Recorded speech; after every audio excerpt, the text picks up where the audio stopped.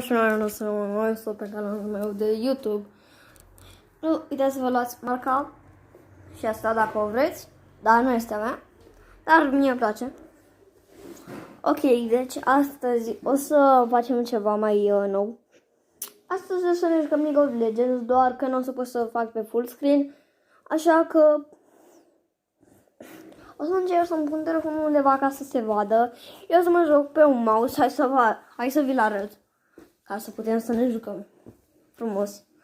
Acest mouse are lumini, dar că nu luminează din cauza că nu este aprins încă. Deci stați puțin să-l arăt și pe filmare. Pe el. Asta e mouse-ul pe care noi o să ne jucăm. Și da, acum o să-l băgăm pe lumini și hai să intrăm în League of. Hai să vedem unde să-mi pun telefonul. Da. Stați puțin să vă zic o chestie, că nu s-a terminat încă aici să intrăm în League of Legends.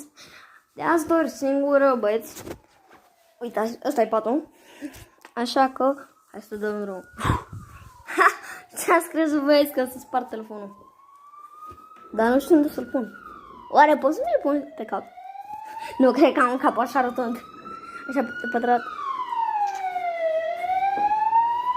Stați puțin. Ok. Hai să încercăm să stăm. Hai, mama, cum i-a pus asta? Să nu pot să mă așez. A pus mami asta covorul ăsta. Copii Marian. Bă, mă uitam și eu la un clip. Nu vreau să fac nicio reclamă.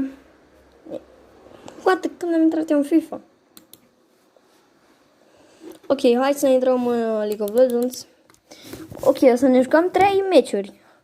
Doar că la arena boți. La arena cu boți. Ok. O să încerc să merg în telefon. Vedeți? Cred că o să închei filmarea. Stați. Gata. Aveam așa pe full screen.